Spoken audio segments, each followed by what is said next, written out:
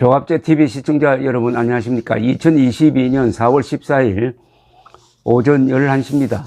안철수 대통령직 인수위원장이 오늘 공식 일정을 취소했습니다.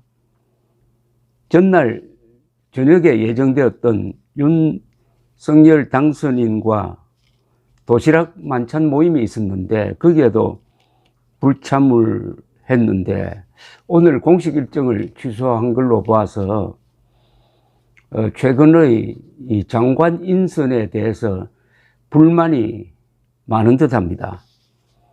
그러니까 윤석열 당선인이 지난 10일 그리고 어제 발표한 1, 2차 내각 인선에 대해서 안철수 위원장이 추천했거나 또는 안철수 위원장 쪽 인사로 보이는 사람이 한 사람도 없다고 합니다. 원래 오늘 10시 30분 서울 소방본부 소방정책 현장 방문이 예정되어 있었습니다. 배현진 윤석열 당선인 대변인은 인수위원회 기자회견장에서 기자들에게 안 위원장의 일정 취소에 대한 당선인의 입장을 기자들이 묻자 오전 일정을 취소했다는 것은 인수위 쪽에서 확인을 해보았다. 윤 당선인이 보고받았는지는 모르겠고 인수위원장과 관련된 입장을 내는 것은 적절하지 않다. 개인 사정이 있을 수도 있다고 말했습니다. 그리고 전날 도시락 만찬에서 안철수 위원장이 빠진 그 문제에 대해서는 안 위원장이 참석할 수도 있고 안 할 수도 있었는데 반드시 참석해야 하는 자리는 아니라 입장을 평가하기는 좀 그렇다고 말했습니다. 상당히 말을 아끼고 있습니다. 배 대변인은 이어서 인선 문제와 관련해 여러 가지 해석이 있는데 윤 당선인 입장은 앞으로 공동정부 목표를 가지고 이끌어가야 하는 시간은 5년이라는 긴 시간이 있다. 인수위가 한 달도 안 남은 짧은 시간 동안 새로운 대한민국 5년을 위해 농축되고 중요한 시간이라 그 중요성에 대해 누구보다 안 위원장이 고심하고 있을 것이라고 생각한다. 최선을 다해야 책임을 다할 것이라는 기대와 신뢰가 있다고 말했다고 전했습니다. 이 말이 좀 의미가 있네요. 앞으로 5년 동안 공동정부 목표를 가지고 함께 할 시간이 있는데 너무 촉박하게 그렇게 할 필요가 있겠느냐 하는 그런 뜻인 것 같습니다. 그리고 소통을 위해 대화를 많이 하고 있고 많이 하겠다고 했다고 합니다. 윤 당선인이.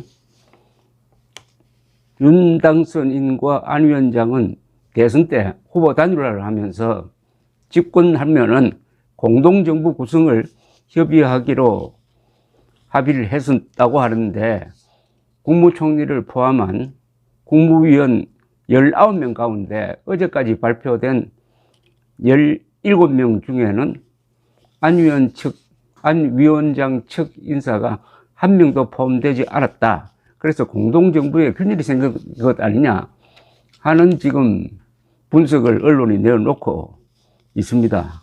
지난 대선 때 안철수 위원장의 상임선거대책위원장을 맡았던 최진석 서강대 명예교수는 어제 페이스북에 이런 글을 남겼습니다.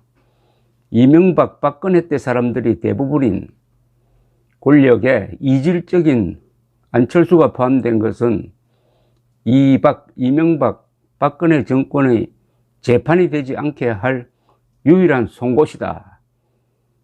내면이 작으면 찔릴까봐 겁먹고 송곳을 쉽게 버리려 한다.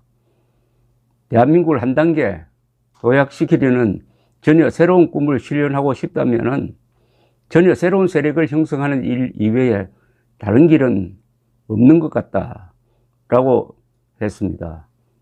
그리고 국민의힘과 국민의당이 합당하기로 약속을 했는데 이 합당 논의도 현재 중단된 상태라고 하고요.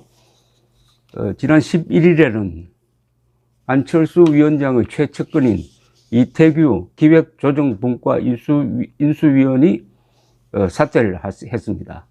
그러면서 나는 입각 안 하겠다라고 했는데 이분이 행안부 장관 후보로 거론되었다고 합니다. 윤석열 당선인은 자신의 인사원칙에 대해서 능력과 인품이다. 거기에 맞으면은 계파를 따지지 않겠다 하는 이런 원칙론을 견지하고 있습니다. 이 안철수, 윤석열 두 사람이 마지막 그러니까 사전투표를 하루 앞두고 3월 3일이죠. 단일화를 한 것이 윤석열 후보가 0.73%포인트 차이, 24만 7천여 표 차이로 당선되는데 결정적 역할을 했다는 해석이 주류를 이루고 있습니다. 그러니까 그 반작용으로 이재명 지지자들이 단결했다는 이야기도 있지만은 상식적으로 생각하면은 그때 지지율이 한 7%포인트 내외로 나오고 있었던 안철수 후보가 양보하고 윤석열 지지로 돈 것이 이번 선거에 결정적 영향을 주었다라고 보는 게 상식이겠죠. 그렇다면은 지금 윤석열 당선인이 안철수 위원장을 거기에 상응한 대우를 해주고 있는지에 대해서는 이 멀리서 보면은 조금 아쉬운 면이 있는 것도 사실이고, 특히 안철수 이 위원장이 갖고 있는 이 교육이라든지 과학 또는 미래의 비전 이런 데 대한 상당한 그 전문성도 있고 또 보관도 있었을 텐데 거기에 맞는 몇 사람 정도는 포함될 수도 있었지 않느냐 하는 생각이 듭니다. 그러니까 워낙 과학 분야에 교육 부문에 특출한 사람이 있어가지고 안철수 위원장이 추천하더라도 그것을 젖혀야 될 특별한 이유가 있는 사람이면은 모르겠는데 이번에 교육 그리고 과학 분야에 등용된 장관들 봐서는 그런 생각은 들지 않거든요.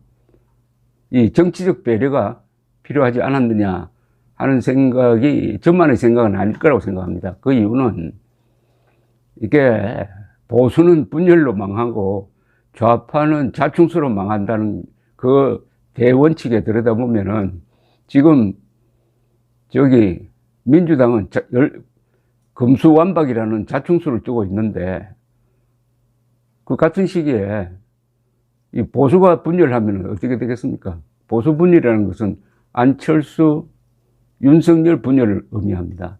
과거에 보수가 정권을 넘기게 된 가장 큰 이유가 이명박, 박근혜 분열이었습니다.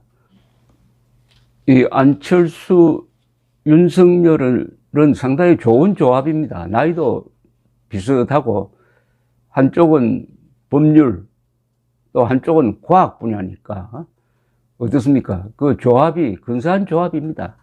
이공계통과 사회과학계통의 결합이라는 면도 있고, 동시에 아까 최진석 교수가 지적했던 윤석열 주변에 이명박, 박근혜, 특히 이명박 계열에 가까운 사람들이 너무 많이 있다 하는 것도 지금 이 사람들 입에서 오르내리고 있는 평입니다. 여기 하나 덧붙이면은 검사들이 너무 중용이 된다. 검찰공화국으로 갈 수도 있겠다. 요런 이미지를 희석시킬 수 있는 사람이 저는 안철수 위원장이라고 생각합니다. 앞으로 이 문제가 정권 출범 전부터 틀어져 가지고 합당이 안 된다든지 하면은 이거는 상당한 문제가 됩니다. 내부 분열이 외부의 공격보다 훨씬 더 심각한 문제를 주게 됩니다. 그건 뭐 윤석열 당선인이 지난 1년 동안 그걸 절감했을 것이라고 생각합니다.